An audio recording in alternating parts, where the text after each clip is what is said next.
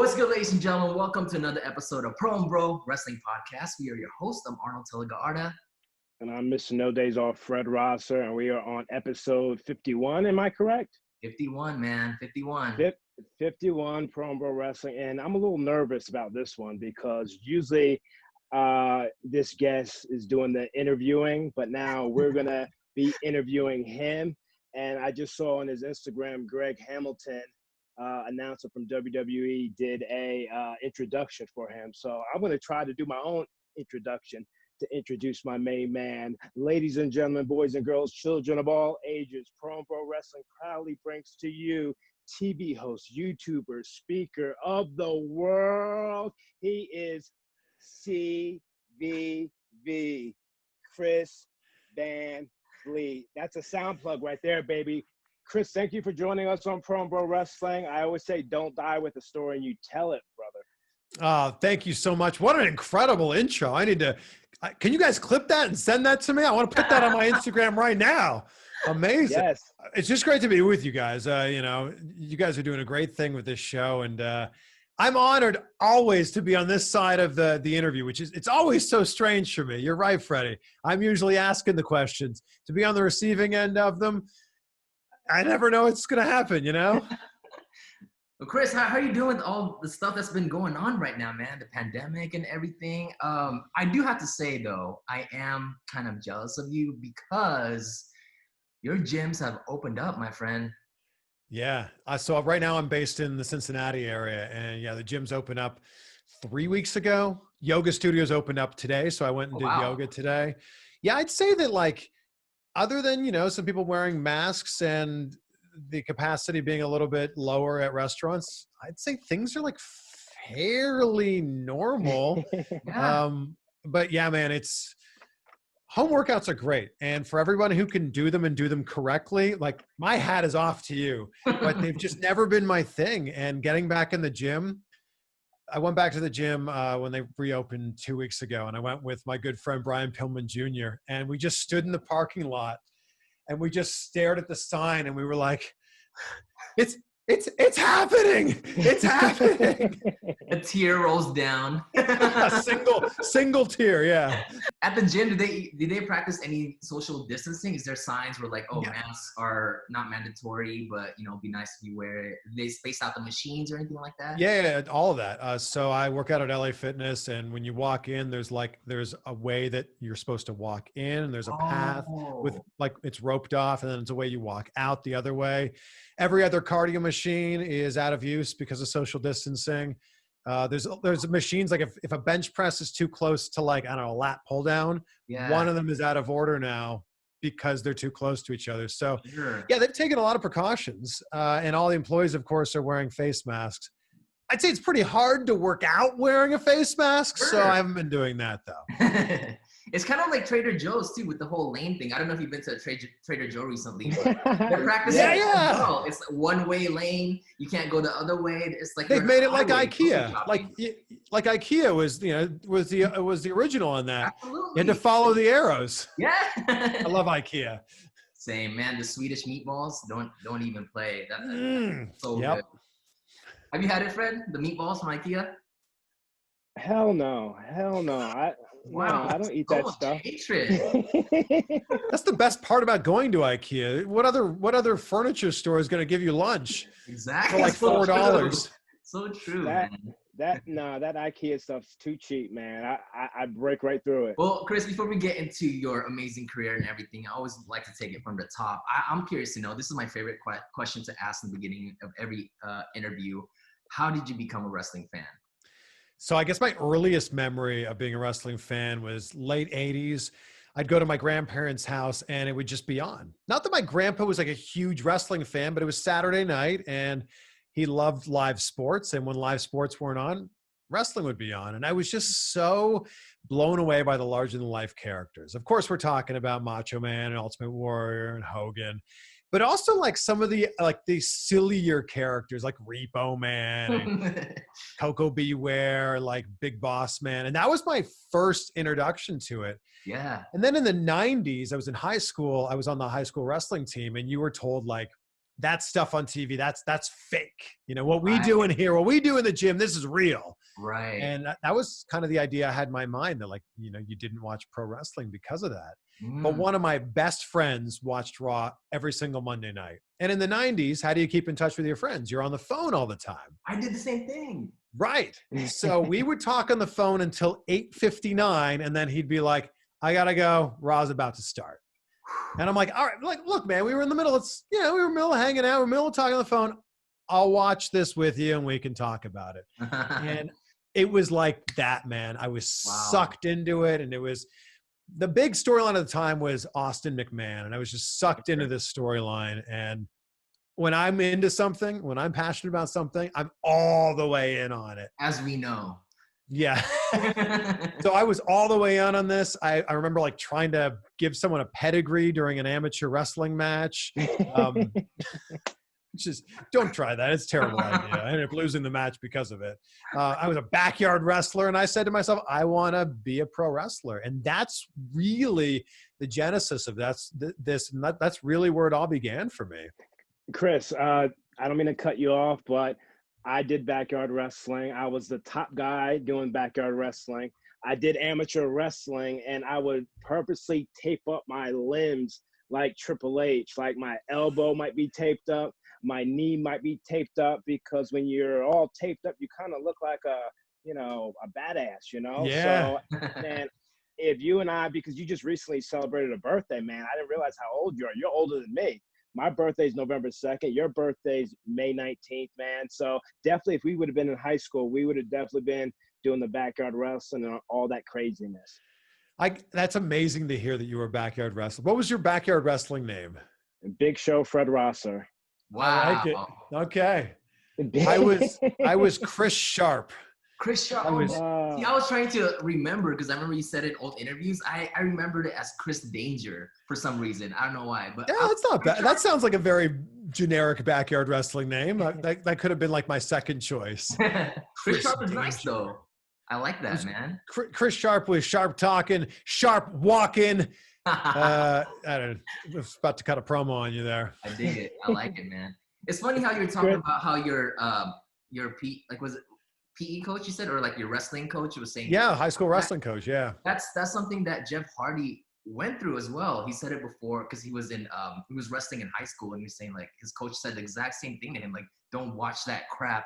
You know, that's not real wrestling and all that. So it's really interesting how, high school wrestling coaches are so against pro wrestling back in the day. Well, I get it, like, especially when you're in there every single day, and WWE is so much of a show. I understand where they're coming from, but I'm glad I didn't listen. I'm glad I became a pro wrestling fan, because once you're a pro wrestling fan, it's like, it's hard to not want to watch it. Yeah. So you were doing the backyard wrestling thing as Chris Sharp, but during this time, were you already going to college studying for broadcast journalism? Were you doing that at the same time? No. So when I was doing backyard wrestling, I was in high school. I was 16 and 17. I was in the HCW. That was the name. What does this stand for? That was the name of our federation. And I was the 2-time HCW champion. Well done. Yeah, thank you. But I was getting a bit of broadcasting experience in high school. I was taking communication classes. When I hit puberty and kind of came out of my shell, I just loved performing. Like before that, I was like this super nervous, super introverted like kid that never wanted any sort of attention. Like I remember 7th grade, I had to read a poem in front of the class, and I'm like literally shaking as I'm trying to read this poem. And something happened around 14, 15 where I just came out of my shell, and I was the vice president of my student council. I hosted the talent show. I hosted the fashion show. I did the morning announcements every single morning at school. So that was laying the foundation for what ended up being my career, or still is my career. Yeah. I was class president too, man, twice. I was junior class president, senior class president. In my yearbook, under the caption, the last sentence was WWF, here I come. So we would have definitely been competing, man. We would have definitely been hanging out and competing to make it in wrestling or something, man. We would have been best buds. We were like the same person, it sounds like. Did you have the awesome hair in high school, Fred? No, I was bald, man. I was bald. I was bald. What? You were shaved head guy. Yeah, I was a shaved head guy, and yeah, I've went through tons of hairstyles, but one reason I'm growing this back is because the whole quarantine. So I'm like, why not? And also Shad Gaspar, man. He would always, when I was an extra with WWE in the mid 2000s, he would always drag me into the male talent locker room where extras couldn't go, and he would yell over at Ron Simmons, "Hey Ron, I got your son here." And no one knew who I was, but after Shad, man, rest in peace, he got everyone in WWE to get to know me. Yeah, it's looking fresh, and my It motto. is. My motto: if your hair's nappy, ain't nobody happy. But hey, this isn't about you, man. This is about you. Like, I mean, you've been doing interviews 12 years, man. You've been a YouTube star for 8 years, man. This success of yours wasn't overnight, man. You had Vampiro on not once, but twice, because he knows what's up. He's an OG that knows talent, knows success. I mean, how'd you do it, man?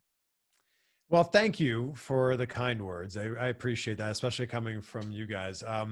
Look, this for me, I think the real start of this was, I told you guys in high school, those were kind of the foundations that I was laying, the bricks that I was laying. But when it came time to pick a college major, I was like, well, I liked communication studies class. That was fun. We played with cameras and, got to create. I'll just take communication studies in college, not knowing there would be nothing like that. Like, you'd actually just be sitting in a lecture hall, just like, taking notes. So college was so much fun though. I had, some of my best friends there, and, party all the time, and, just had a great time. And then in my senior year, I had this epiphany, and it was, this is all going to come to an end as soon as we graduate. It's not going to be, do I feel like going to class? Where are we drinking tonight? It was, oh my God, I'm going to have to work for the next 40 to 50 years of my life. And it was in that moment that I went, I don't want to hate my job.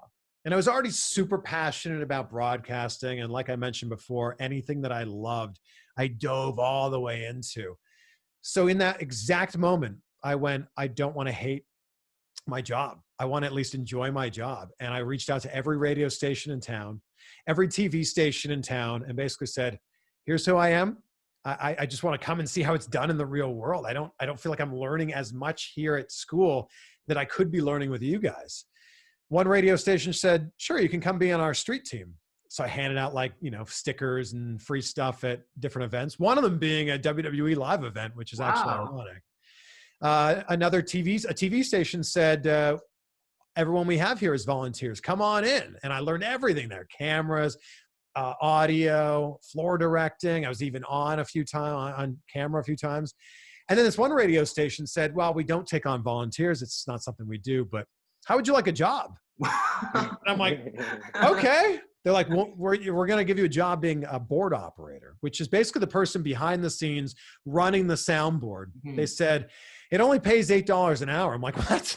That's $8 more than I thought I was going to make. And that's honestly where it began. Yeah. And it was about putting that time and that effort in. And I wanted to stack the deck in my favor so that when I did graduate, I'd be able to go to a future employer and go, look what I've done. I've done all these different things in my college career. Look how hard I'm going to work for you. Stack the deck in your favor. I'm stealing that. Was it a hard decision for you to pursue broadcasting besides wrestling? Because, as you mentioned, you were wrestling in high school. What made you want to become a broadcast journalist? And I did want to become a pro wrestler. In fact, everyone at college was still calling me Chris Sharp. I made them call me that. I'm like, no, please, just call me Chris Sharp. Yeah. It was in the summer of my second year of college. So right before my junior year, actually, I decided I was going to go to wrestling school. And I started training at the best wrestling school in Toronto, Squared Circle. It's been some incredible wrestlers that have come out of there. And I was learning it, man, and it was great. And I had to make a really tough decision at the end of that summer because this was an hour each way. It was 4 days a week. And I had to decide I had to make a decision, school or wrestling school. Because as you know, Fred, you got to go all in if you're going to be a wrestler. And I didn't want to half-ass it. And I thought, you know what? I should get my degree because wrestling's always going to be there. That's what I did. I made that decision in that moment that I was going to complete my I was going to graduate and complete my college degree. And wrestling would always be there, whether it was a year or 2 or 10 later. And the way it ended up going, I think actually worked out better in my favor. I still got to be part of the wrestling world as an interviewer or as a ring announcer. And I didn't have to take the bumps, And during your career, you interviewed so many amazing celebrities, right? A-listers and great Hollywood actors. At one point, did you decide, while I'm doing this, I also want to start interviewing wrestlers as well?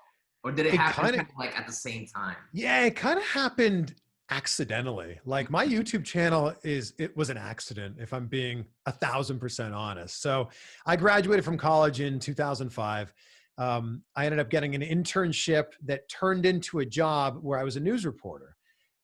22 years old, I'm a news reporter, like reporting on like drownings and like serious news. Nice. And I just kind of thought to myself, like, this isn't what I want to be doing. I want to be doing something a little bit more, I don't know, to show my personality a little bit more. I ended up, long story short, getting a job in Vancouver, hosting a show for MTV2 Canada, which was a huge, huge break for me. So I went from reporting like hardcore news to like my first day on the job, like I spent the day with Chingy. Remember the rapper Chingy? Oh, of course. Right there. Right there, right there. So that was my first day on the job. So that actually led to me being able to interview my first wrestler. We were interviewing musicians and celebrities all the time. Yeah. And SmackDown with ECW was about to be coming to Vancouver. Wow. And I said to my boss, I said, could we interview a wrestler? And she goes, yeah, sure. I'm like, hold on a second. I can use my position on TV to talk to people like wrestlers that I look up to? She's like, yeah, sure. So I did whatever I could to find a contact at WWE and said, hey, I know you guys are coming to town next month. Can we do an interview? And they said, yeah, sure. ECW champion Bobby Lashley is going to be doing interviews. And that was 2007. That was my very first interview. So that's kind of how it happened. Wow. It was just like, I realized I had the power of like saying, hey, do you want to promote your show on my TV station? And then I would also like get to interview my favorite wrestlers in the process. And the reason my YouTube channel started was because we were only airing 1 or 2 sound bites. And I'm sure, Fred, you've done many of these interviews where you go into the TV station and you say, hey, Raw's in town tonight. Tickets start at $20. It's fun for the whole family. Yes. And that's really all we would run on TV. And then I'm like, well, I'm sitting here talking to Mick Foley or Jack Swagger or any number of these people I got to interview, Jeff Hardy. I'm asking them questions I care about as a wrestling fan. Right. Someone else needs to see this. Other wrestling fans will appreciate this. So I just started throwing the raw, uncut version of these interviews on my YouTube channel, which had like 3 subscribers. Just going, someone else needs to appreciate this.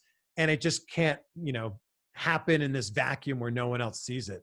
And honestly, that's how it began. And 85 million views later, our main man is still making moves. The reason why, I wanted to have Chris on was because I remember, I forget when, very recent, we interviewed David Benoit, and Chris Van Vliet reached out to me and said, hey man, I'm following in your footsteps and interviewing David Benoit. And I'm looking at myself like, man, this guy is awesome, man. Like he didn't have to do that, to, tell me that. And I thought it was really cool, and it was going to be a tough interview, because you're touching on subjects and you're just, the reason why I wanted to do it was because I wanted to highlight David Benoit and hear his journey, hear his story, because I met him many times backstage. Anyone that we have on Pro Wrestling is near and dear to me. We have some kind of connection. So I've met David backstage, and to hear that he was banned at one time with WWE, it broke my heart, because through it all, David Benoit has been through so much, man, and he's still backstage with a smile on his face, talking to little old me when no one else wants to talk to him. It's just me and Natty talking to him. You know what I mean? Like, I'm being a friend. I'm not a doctor. I'm not a psychiatrist, but I'm a friend. And that's why I wanted to have him on, and you had him on as well. Well, I get a lot of credit for being David's first interview, and I always correct people and say, no, no. Pro and Bro had him on way before I did. And I actually listened to their interview, listened to your interview so I could prepare for it, you know, just kind of know what to expect. So I want to thank you guys for breaking the ice, you know, and making him like available to do interviews. I didn't even know that was a possibility. Yeah, I think it was great for us to be the first two because, you know, Chris, you're really good at asking the tough questions in a really comfortable tone. And you're really good at making people feel at ease. I felt like, speaking for myself, Fred, I felt like our interview was almost like a warm up for David to step into the interviewing process, the interviewing world, and just getting more comfortable talking to people about his life and what he's been through. So as you can tell during our interview, we didn't really ask him too much about, you know, the incident or anything like that. It was just more of like, hey man, like, how's it going? How's everything with you? Everything all good? And once he felt a little bit more comfortable, you know, your interview like knocked it out of the park, which is amazing. Well, thank you. And I think the thing that people don't see about the interview that I did with David Benoit is, number one, he DM'd me. We'd followed each other on Instagram for a long time. And he DM'd me and said, hey, man, I love your interviews. Would you ever want to interview me? And I'm like, yeah, of course. I would love to hear your story. He lives in Edmonton. I was in Miami. And I was like, well, how are we going to make this work? And he said, well, I go to Vegas every once in a while. I said, all right, boom. Next time you're in Vegas, I will meet you there. And it was just as simple as that. I said, just give me, you know, a week's notice. And the thing you don't see on camera is we hung out the whole night before. So our interview was a Friday morning and I landed that Thursday evening and he was in Vegas hanging out with one of his best friends. And I texted him when I landed and said, hey, what are you guys doing tonight? I didn't have any plans. I said, what are you doing tonight? He said, nothing. I said, why don't we grab dinner or a drink? And he's like, sounds good. We ended up just going out for beers and just like being friends. And it was in that moment when we're walking through, I think it was Caesar's Palace. We're walking through Caesar's Palace and he goes, hey bro, you can ask me anything you want. And I'm like, really? And he's like, anything you want, nothing's off limits. So I'm like, oh, are you sure? And he's like, absolutely. I trust you. That's why I'm here with you. And talk about anything you want. And it was that moment where I went, oh, this is going to be such a great conversation now because we connect now. Yeah, absolutely, man. And, you know, I'm a big fan of your channel. I watch a gluttony of your interviews. And I think the first time I DM you, I talked about that the first time that I saw you was during Dolph Ziggler's interview because you've done a gluttony of interviews with him. Yeah, it's really cool to see like your first interview with him. You were super professional, you know, interviewing him. And it leads to this friendship that you guys created, and it goes to him interviewing you, and that was really awesome to see, man. He's been so kind to me, right? And I was living in Cleveland for 5 years. That's his hometown, and that's how we really initially became friends because I would see him out at the bar and be like, I think that's Dolph Ziggler. So we had that Cleveland connection, and then it just kind of just went from there. So I'm sorry. I think I cut you off there. I'm sorry. I was going to say, out of all the interviews you've done, I have to ask, who's your favorite? Well, that's like asking. It's like asking, a parent what their favorite child is. But it's actually pretty easy for me. It's The Rock. Sure. The Rock is like bar none my favorite interview, and it's twofold. Number one, like The Rock was someone I looked up to so much, being a massive fan during the Attitude Era. I mean, I dressed up as The Rock for Halloween. Yeah. I was walking down the halls of my high school all the time, raising the people's eyebrow and yelling, "It doesn't matter," all the time, all the time. So to be able to interview Rock from that standpoint, where like, this is a guy that meant so much to me growing up. Yeah. That was amazing. But then number two, he's the biggest star in the world right now. Absolutely. Yeah. But you'd never know that when you talk to him. And they always say, you should never meet your heroes.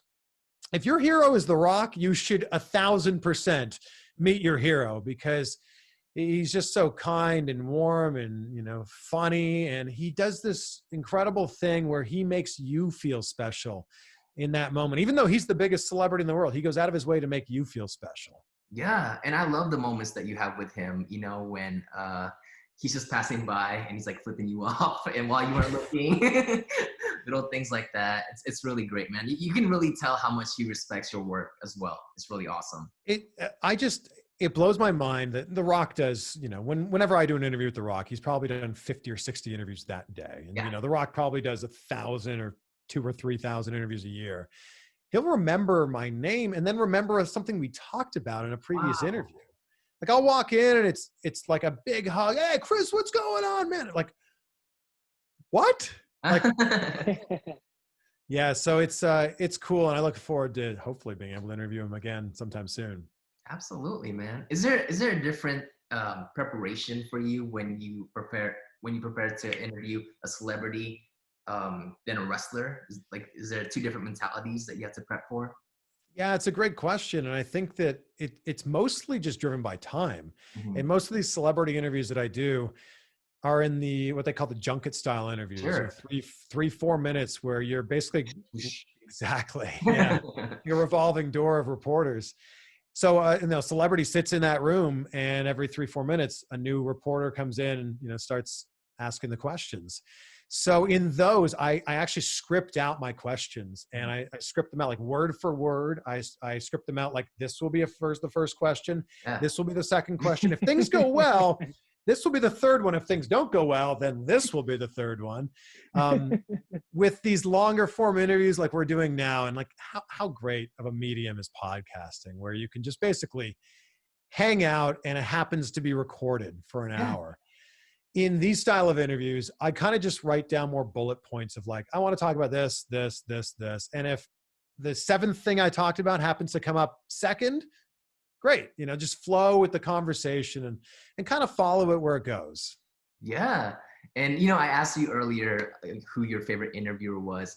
And I remember you getting this question before for someone else. They asked you who was your worst interview. And you mentioned that it was Brutus, the barber beefcake.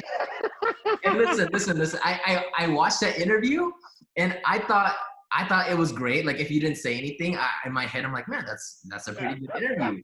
But after hearing you say that and watching it back, I'm like, oh, okay, I could kind of see like, you know, what he meant by that. And Why? It just felt a little uncomfortable. Like it wasn't a bad interview by any means. I don't know, my camera just went out of focus there. Yeah. It wasn't bad. It was just a little uncomfortable for whatever reason. And I don't know. I think he gave you one-word answers. I think that was it. Yeah, I think now my worst interview now is for sure MJF. Like if anyone asks me now, what's going on here? We need to like get this back in focus. Okay, there we go. Okay, all right, we're good now. I mean, with MJF, that was so iconic, man. Like I would have to say that's my favorite interview of yours because how it was. I mean, ordering room service in the middle of it, and that was epic. That was so iconic. I love that, man. That interview for sure gets brought up more than any other interview. No matter where I am, no matter what I'm doing, people will be like, "Are you going to do another interview with MJF?" And I'm always like, "I hope to God I don't." Are you going to see Chris Sharp versus MJF anytime soon? Are you trying to get me killed? I've thought of, so I just, you know, Fred mentioned my birthday. I just turned 37 a few weeks ago in May. And, you know, I still have that itch. I still have that idea that I could get in the ring and do it. And I know that if I put in the work, I could train and, you know, I could have a match. Yeah. I just think that like, I hold myself to such a high standard, especially when it comes to wrestling. Like, I know that if the match that I would have for my first match would be terrible, I'm sure of it. And I know that my second match and fourth match and 10th match would not be great. And I would just be so worried to go out there and have a less than stellar match. But I mean, you did get your feet wet a little bit in flatback wrestling school. I mean, you took those chops like a champ, in my opinion. So you think I can do this, Fred? Listen, you know, you've got experience. It's just like riding a bike. how I've told Arnold if him and I were to have a match, he would be the Asian Shane McMahon. You know what I mean? We would design a match where, you know, we're storytellers. He's not going to be throwing drop kicks and this and that. I'm going to be a bully to him at the start of the match. And then something where I pick him up over my shoulder like Davey Boy Smith and on the outside, try to run him into the post. And then he slips off my back, shoves me into the post. Boom. Now I slip on a banana peel. Now I'm down. Arnold's got to sell. He's got to shake off the beating I've been putting on him. And then it's got to be somewhat of a work shoot. You know, he just got to throw punches, and I've got to just take it in a real manner, because he can't throw wrestling punches. They have to just look real. You know what I mean? When I show people how to wrestle and how to throw punches, I say, have you ever played any sports? If they say yes, yes. Have you ever played baseball? Yes. Well, how do you throw a baseball? And that's how I tell people to throw punches, you know, like a baseball. So, like I said, how I designed the match with Arnold would be just like that with you. Maybe on your podcast, I call you out, I talk some smack, and then we set up a match at some kind of fundraiser show or something for a benefit. And that's how we would design it, man. A story. I have to ask, out of everything you're doing, right? Hosting, YouTube, podcast, how did you find the time to start a fishing company? Woo! Tungsten. Thank you. Company. Thank you. That is how it's said. Yeah, my company is called Woo Tungsten. I think I actually have some Woo Tungsten. Here's a package here of Woo Tungsten. There you go. There you go. Woo Nice plug. Tungsten. Bass fishing has been a huge passion of mine ever since I was 4 years old.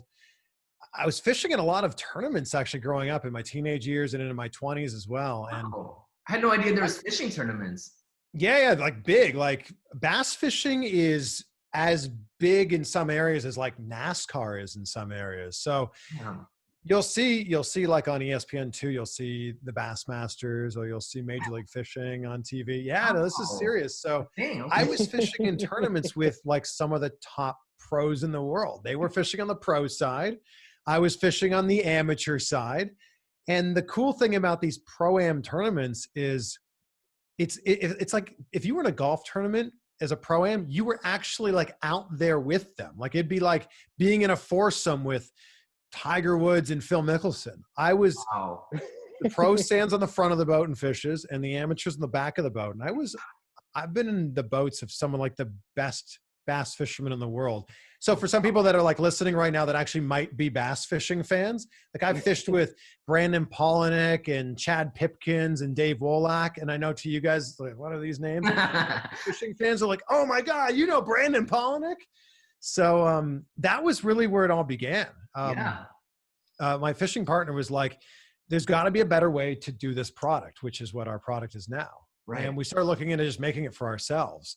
And then we went, well, I think other people will like this too. I think other people will appreciate this. And we started thinking, we'll just sell it like on eBay, or we'll sell it like to our friends. And this ended up blowing up and becoming a much bigger thing than we could have ever possibly imagined. So we've been doing this now for 4 years, and it keeps getting bigger and bigger. And, you know, my business partner, Aaron Anders, is a lot of the brains behind this. Yeah. And I'm just kind of a little bit of the marketing and the ideas behind this, but it's been such a fun thing. That's amazing, man. And you're right. That is how you pronounce it. Woo, Tungsten. I love it because it's the best of both worlds. You know, oh, there you go. There it is. And it's also what you say when you catch a huge fish. You know, you're so jacked up. Yeah. Woo!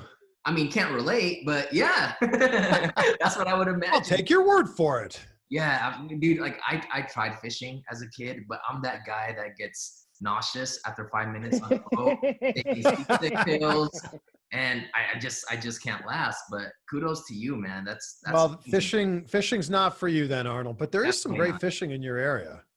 Is there? Oh yeah, there's some Lake Castaic, right? Okay.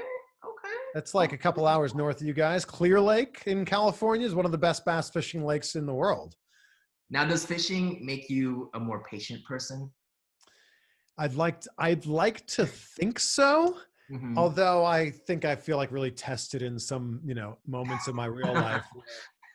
You can go an entire morning, sometimes an entire day without catching a fish. And at the end of the day, you're like, let's get them tomorrow. Yeah, no big deal. Yeah. And then I feel like sometimes, and we can all relate to this. There's sometimes when you expect something, boom, like right now. Yeah. And you got to wait for it or it doesn't end up happening. I'm working on that. And I think the fishing's helping. Sure. Meditating and reading's also helping, but I think fishing might be like the ultimate form of meditation. And when was the last time that you went fishing? Are you getting that itch now with the whole, social distancing and everything? I honestly haven't fished that much since starting a fishing company, which I know sounds Whoa. so ironic. Yeah. When I lived in Florida, I was pretty close to Lake Okeechobee, which is a world-renowned bass fishing lake. And I had a bass boat, and I would take it up there every single weekend. And the deeper I got in the fishing company, the more I realized, is it really in the company's best interest for me to spend 12 to 14 hours on the lake trying to catch a few bass, or should I be putting that time and effort into, the actual business? Sure. I get that, man. You're like Chris Jericho. You've got your hands, the Chris Jericho of the YouTube world. You've got your hands in everything, man.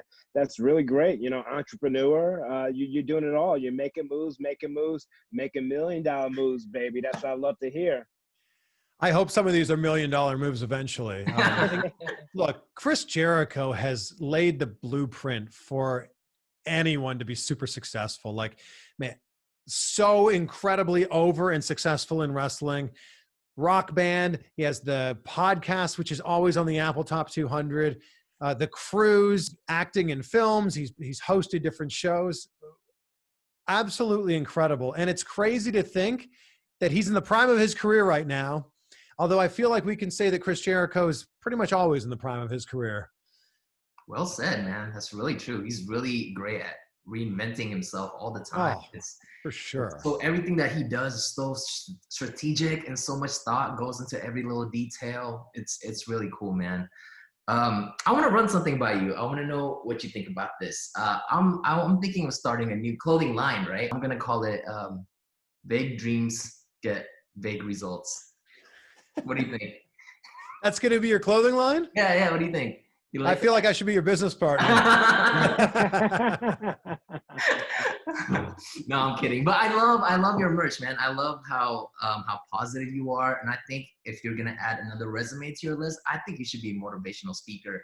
Because me and Fred always talk about this. There's a gluttony of people out there on Instagram who want to be motivational, but they just come off as douchey, They just come off like you're being scolded, and it's kind of like, oh, look where I'm at, look where you're at, come up here. Yeah, but people like you and The Rock, you do it in a way where you're just kind of living your life by example. And yeah, dude, you're really good at inspiring and motivating people. Well, you guys are the exact same with that. And I think that just comes from who you are as a person, right? Like, I think for me, I realized early on that if someone else can do something, that just means that I can also do that thing. And I was always that person who, if someone had figured out a way to run faster or jump higher when I was younger, or write a paper quicker, whatever it happened to be, right, I would just be like, I wouldn't be afraid to go, how'd you do it? What's the secret? Like, we're both humans. How can we do it? So I think I just realized that if someone else is doing something, that just means that I can do that same thing too. Wow. And I want to get into public speaking. I've been trying to put together a pitch to do a TED Talk or TEDx talk. Yeah. Obviously speaking in general, and especially TEDx talks are on hold right now with everything going on in the world. Sure. But when stuff does start to open up again, yeah, that's something I want to get into, because it blows me away when I get DMs from people that are like, oh, you've inspired me to start a podcast. You've inspired me to start a YouTube channel. And I'm like, I did? Like, I inspired you? Like, I was just a person who went out there and did it. And I always say to those people, congratulations. You're already so many steps ahead of everyone else who just talks about starting a podcast, who just talks about starting a YouTube channel. You actually put the work in to do it. Yeah. And I think that there's way too many people that are too scared to take that first step. Mm-hmm. And I think that that's an important thing to realize. And, you just got to take it step by step by step. and just reverse engineer. You're not going to be Joe Rogan, in the podcasting world immediately. You're not going to be Tony Robbins when it comes to speaking immediately. But, just take it step by step and celebrate those little wins along the way. Celebrate 100 subscribers on YouTube. Celebrate 1,000 subscribers. Then celebrate 5,000, and just keep going until, you get one of these plaques that I have and you have behind you. That's right. Yeah, man, people sometimes always ask me too, like, oh, what's your suggestion? Or like, what do you recommend for someone who wants to start a YouTube channel? And my always answer is obviously, yes, like work hard, but beyond all that, man, have fun, like have fun and make sure it's still fun for you. Just like anything, just like wrestling too, because once you stop having fun and you're doing it just for the sake of doing it, it feels forced, and people can see that through the screen. So every time I watch like Fred like do anything, whenever I watch your interviews, you can still see that little boy fan, you know what I mean, inside of you still, like that's living their dream. And I think it's really important to keep that. And I know like you kind of discussed this a little bit during your Brian Myers interview, and that's exactly how he feels. He doesn't want to lose his that charm and doesn't want to get jaded. And I think that's really important. Yeah, I get a lot of messages from people going, what kind of gear do I need to start my podcast, start my YouTube channel? And I'm like, you've got a camera in your pocket. Just take it out and start recording. And I think that too many people go, all right, I need to go and order this camera and this microphone and then this editing software. And they're basically just putting roadblocks in front of themselves. Well, I would have started a YouTube channel. I couldn't afford the camera. I couldn't afford the mic. It's like, no, just do it. We all have one of these in our pocket, and it's an amazing world we live in right now. So great quality. I always say that if you enjoy something, if you're passionate about something, chances are there's thousands, if not millions of other people out there that are just as passionate, if not more passionate about it than you are. And they will love to hear you sharing your stories or watching your adventures with it. Maybe a few years ago, you said that your goal was to interview Triple H. Is that still your goal right now? And if so, how's that looking so far? Well, it's not looking well. It's not looking good. I mean, who knows? It could happen eventually. I haven't done a lot of WWE interviews lately, but I would love to. I just I don't know. Triple H doesn't do a ton of interviews, especially not like the long form interviews that I really like to have. So I think that there's a few like of the great whales out there that I would like to go and catch. And Stone Cold Steve Austin, love to have an interview with him. Yeah. Oh, wow. The Undertaker, who's been doing a ton of interviews now. Yep. Yes. I'd love to do an interview with The Undertaker. Triple H was someone I just looked up to so much when I was growing up. I had a poster of him on my wall. I taped my right hand and wrist and just my left wrist when I was a backyard wrestler because of Triple H. Wow. But Vince is the interview that I want more than any interview. And that one I don't know, would happen, but look, we wouldn't be having this conversation right now if it wasn't for Vince McMahon. So, and everything that he did for wrestling. So I would love to have a conversation with Vince, not just about wrestling, but about like business. Vince is a brilliant entrepreneur. And I would just love to know like what drives him every day. I would just love to have that conversation with him. Chris, you're just so good with your words. You talked about taping your wrists like Triple H. Again, I tape myself the same way in amateur wrestling. I had a poster on my wall too because I looked up to him. It was Triple H, Jericho, Hulk Hogan, and Kurt Angle. So we are like the same, bro. Wow. Well, I can't wait to be out there and we can just hang out and do all the same things together. I was gonna say, did you hear that rumor that potentially they're making a Vince McMahon movie and Bradley Cooper is playing Vince McMahon? Is there any really? That? Yeah, there's been like a big rumor that's happening, or like that's possibly in the works right now. I'll be intrigued. Wow. I would want to see that. That'd be fascinating. Whatever happened to this Hulk Hogan movie where Chris Hemsworth was going to play Hulk Hogan? That's right. Right? Oh my gosh, we heard about that like 2 years ago. Maybe it's still happening. Who knows? One thing that you and me really have in common, besides wrestling, is our love for pizza. So I have to ask, man. It's a question that's most dreaded in the pizza world, but New York or Chi-Town? Oh, New York for sure. Oh, that's an Oh, easy answer for you. Wow. oh, Okay. easy answer. I don't look. Nothing against the people in Chicago. You are fine people, and some of my best friends live in Chicago. But that's not pizza. It's like this weird casserole. Like I don't want to be eating my pizza with a spoon, you know? And no offense again to my friends in Chicago and anyone listening in Chicago, but that's just not my style of pizza. Although I just recently, I didn't even know that it was called this, but I just recently discovered Detroit style pizza. You know what that is? No. Kind of like a deep dish. I don't know. I guess deep dish is the best way to describe it, but it's more like crispy edges. Is it a hybrid of New York and Chicago pizza? You think? No, because no one wants Chicago pizza. I just like a crispy crust. I think that's why I like New York pizza. Now you guys are gonna have to help me find good pizza in Los Angeles. Oh, there's a gluttony of them. I don't know if you've done this before, and a lot of people found this gross, but me and my friends did it all the time as kids. Don't knock it until you try it, though. Okay. If you get a thick crust Pizza Hut, and if take just the crust, you dip it in Coke, and it's amazing. Oh, I did that as a kid all the time. Right? Isn't it great? Yeah. Yeah. One of my Disgusting. friends actually pointed out a Detroit style pizza place in LA that just opened. So I can't wait to try that place out. Yeah. There's so many of them, man. I'm a big foodie, so once you're in LA, we got to take you around town. Done. Let's just eat pizza every day. I know that's not on the Mr. No Days Off diet, but Chris, you're just so good with your answers, man. You just know how to redirect a conversation for the better. You talked about Tony Robbins. Do you have any other? To me, this is fun. Do you have any other speakers that you like to watch besides Tony Robbins? So Tony Robbins is the GOAT, right? Tony Robbins is the best. But I went to a seminar where, oh, hello. I went to a. Wait, hold on a second. Hold on, baby. We're a little busy doing the podcast. You can be in here, but I'm working. Okay, I don't care. All right, sorry. So Tony Robbins is the GOAT, but I went to a seminar where Tony Robbins was speaking, and so was Gary Vaynerchuk, who's an incredible speaker. Big fan of what Brendan Bouchard does. I don't know if you're familiar with him.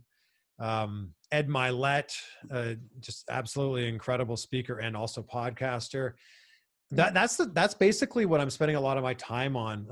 As much as I'm a wrestling fan and a sports podcaster, wrestling podcaster like you guys, I actually don't listen to a lot of wrestling podcasts. I actually spend my time at the gym trying to learn. I'm either listening to a book on tape or I'm listening to School of Greatness with Lewis Howes is an incredible podcast. And some of those other speakers, all those speakers that I just listed, all have podcasts.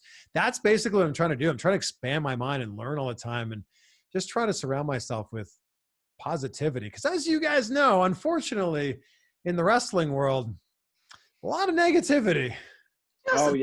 Just a tad. Definitely. Just a little bit. Yeah, most of the wrestling podcasts are like, did you see Raw last night? This was bad. This was bad. This was bad. Can't believe they're doing this. Why are they doing this? It's like, come on. Chris, first and foremost, just thank you for our relationship, our friendship. You put me on the map. No one ever knew because people would always ask me. I never talked about it until I, sat down with you. I wish the Bob Backlund gimmick would have worked out and stuff like that. I get that asked all the time. And it's like I'm in a corner being punched and I'm not defending myself. So I was just tired.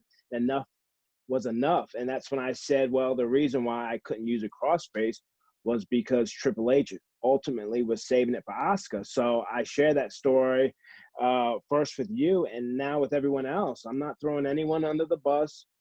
I was invited back by WWE for WrestleMania, so I'm not on the ban list like Enzo Amore, apparently.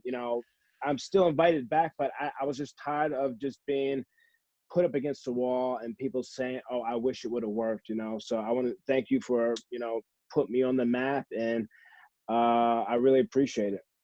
Well, thank you. And thank you for the time. Like I reached out to you out of nowhere. You had no idea who I was. And I sent you a DM and said, "Hey man, I'm going to be in LA soon. Can we do an interview?" And I'm thankful that A, you read the message, B, that you responded to the message, and that C, you were kind enough to give me an hour of your time. So thank you. And I'll never forget, randomly, I was at work in Miami, red carpet. I'm just leaving Oh the red yeah, carpet. And who, oh my God, that's Fred Rosser on the other yeah, side of the country. It was such a nice yeah. surprise to see a friendly face there.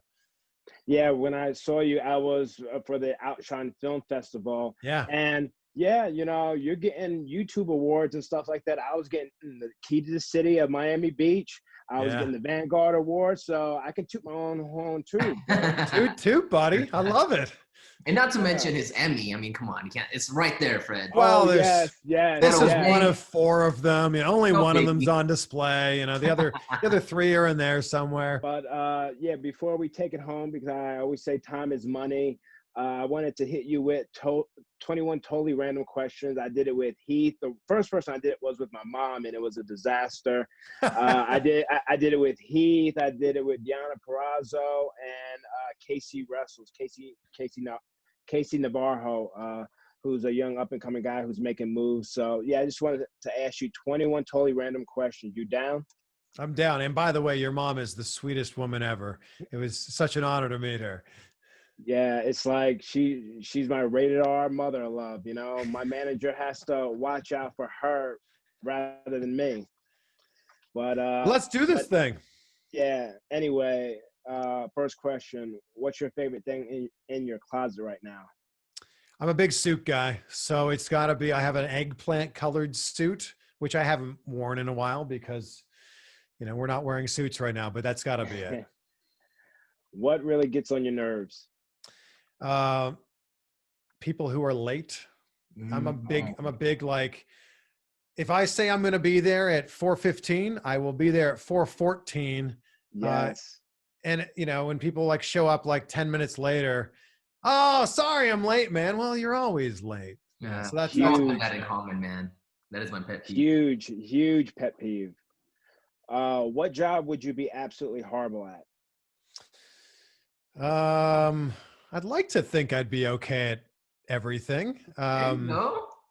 I don't know. I'd like to think that if I was given a job, I would try to do the absolute best that I could. I don't know, some sort of job where I couldn't talk. That would be like the guards outside of, Buckingham Palace, the ones that can't make facial expressions or talk. I'd be terrible at that job. That's good. That's a good one. What's your favorite movie? Of all time? The best movie ever, Back to the Future. What luxury do you enjoy treating yourself to? Sometimes, like I used to fly a lot when we were able to fly a lot. And whenever I was upgraded on a flight, it would not happen often, but if I ever got upgraded, that was like to be able to sit in one of those like business class seats, especially on the long flights. Sure. I wasn't treating myself to this. I just got lucky that I, got upgraded.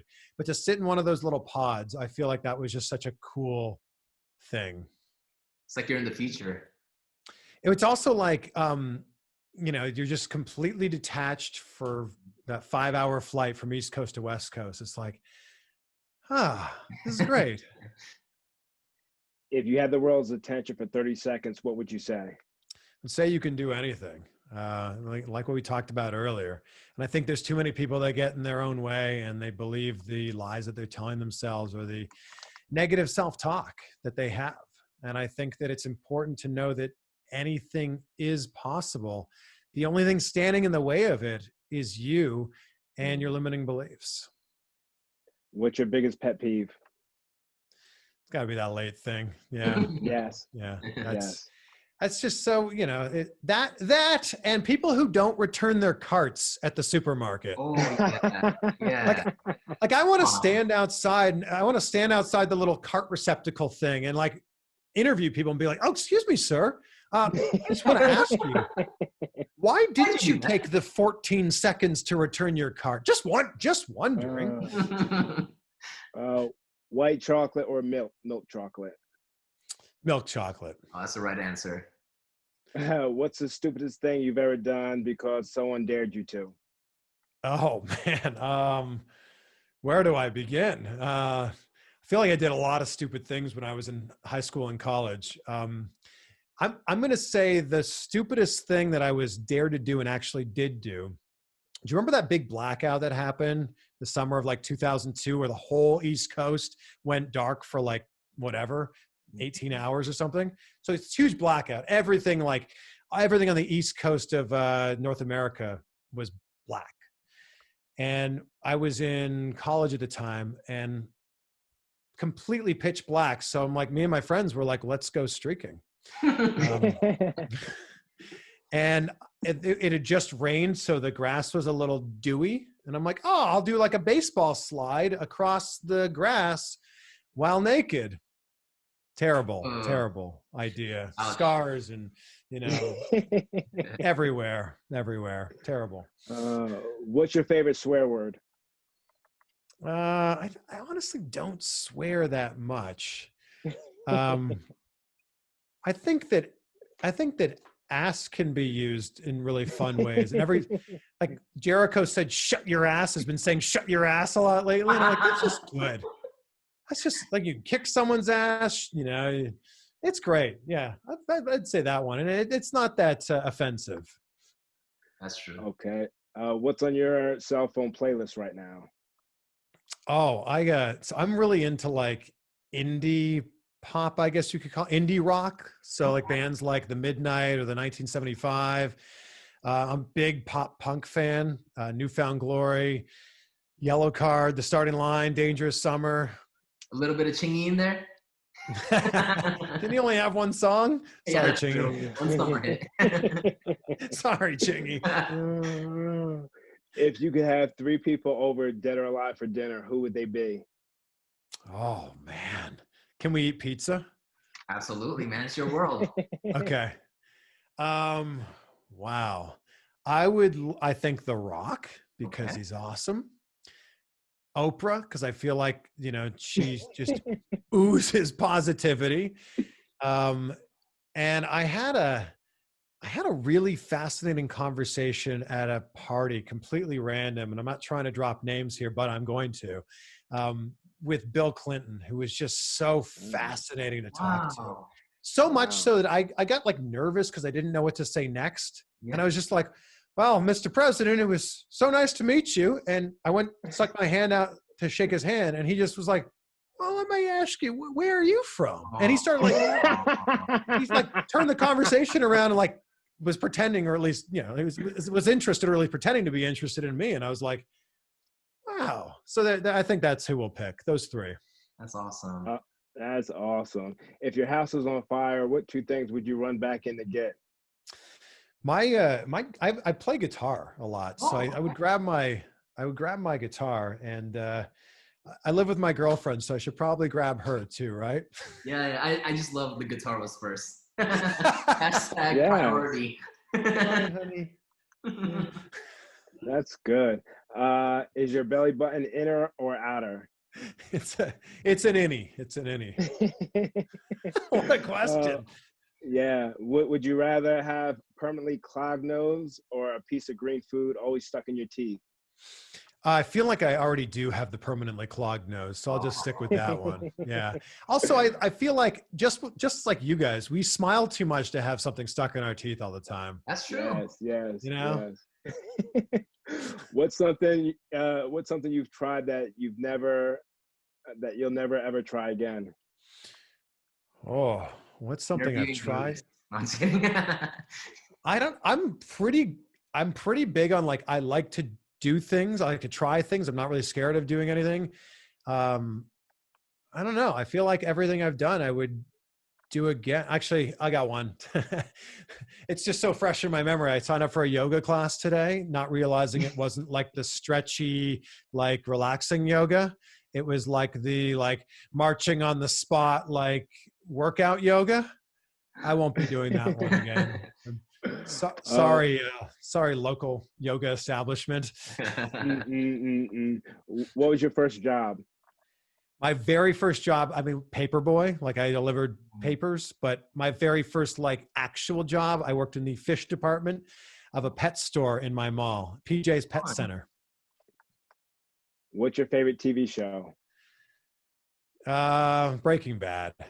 Oh, that's a good one. That's a good one. Yeah, Breaking Bad's my favorite and the best show. Is there a personality trait that you can't stand? Maybe you mentioned that already.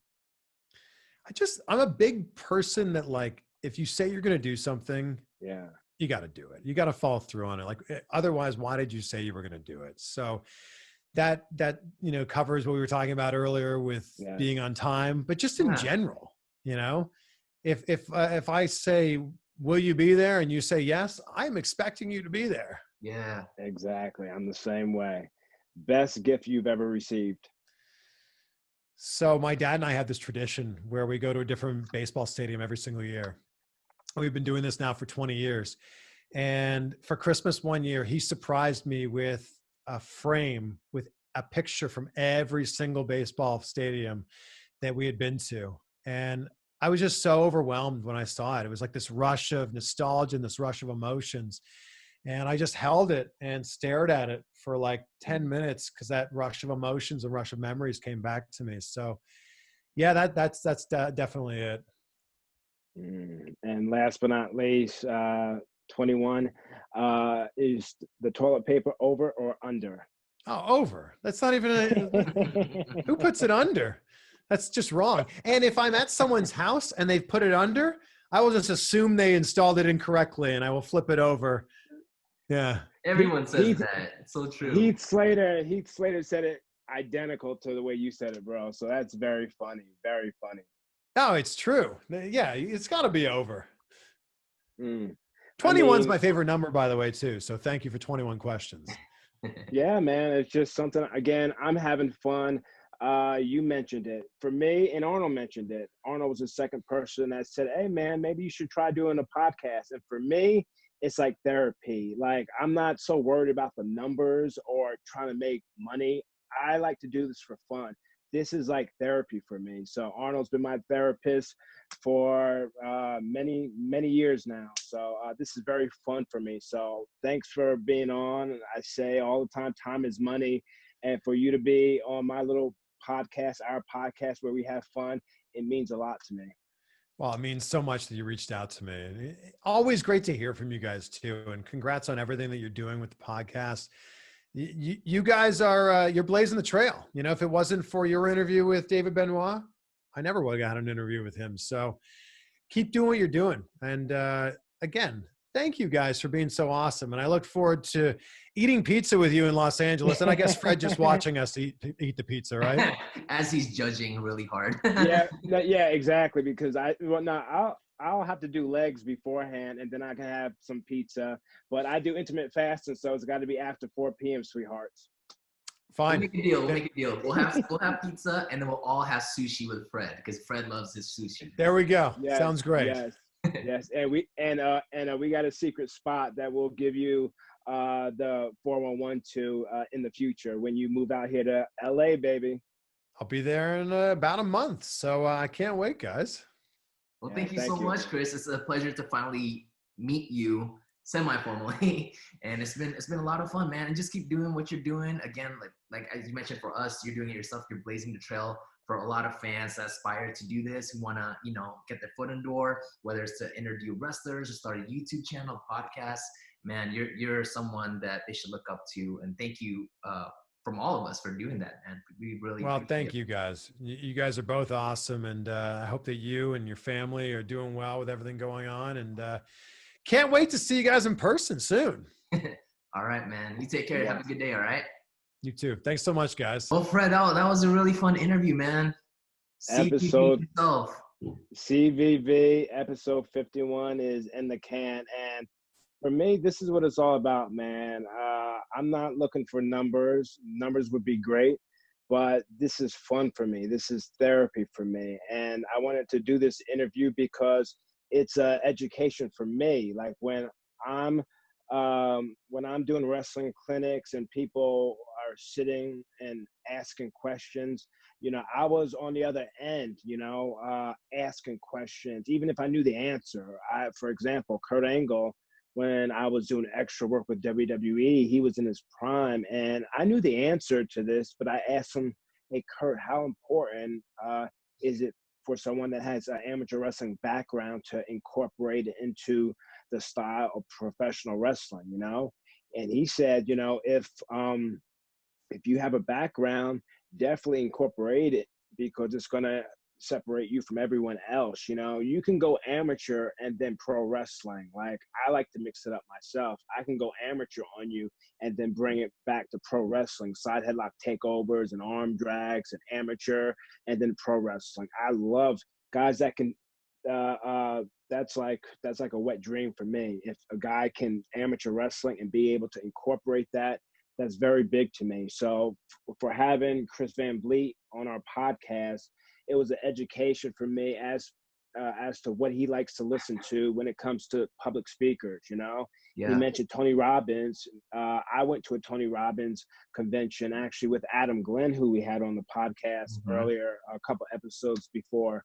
And I wanted to know, because after it's all said and done, when we go live with this episode, I'm going to look back to see who he likes to listen to, who he likes to watch, and then go from there, because he's great at what he does. And again, success wasn't overnight. He put in the work, so yeah, he was an awesome guest on the podcast. And episode 52, who's going to be next? Could we have Will Ospreay? Oh my God. Could we have Chavo? Could we have The Godfather? Could we have Tyson Kidd?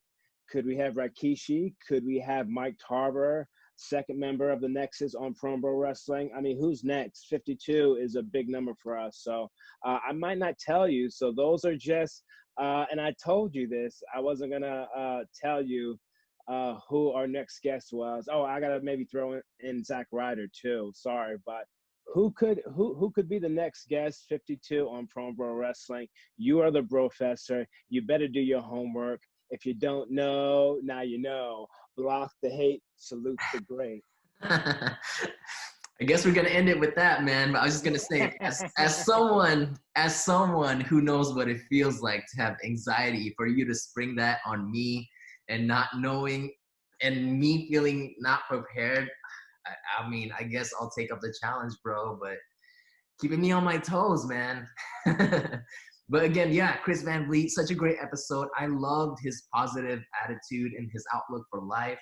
I feel like me and him kind of have the same opinions about being late, or like, same outlook on life, basically, and holding someone accountable when they say that, if you're going to do something, you should do it and follow through. And yeah, it was a great interview. And yeah, thanks, Fred, for bringing him in, man. That was really great. Hey, I bring the best on, baby. Every guest is a home run. I'm trying to see. Wait, hold on.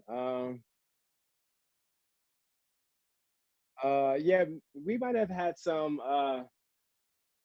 wild times on Pro Wrestling. Yeah, definitely.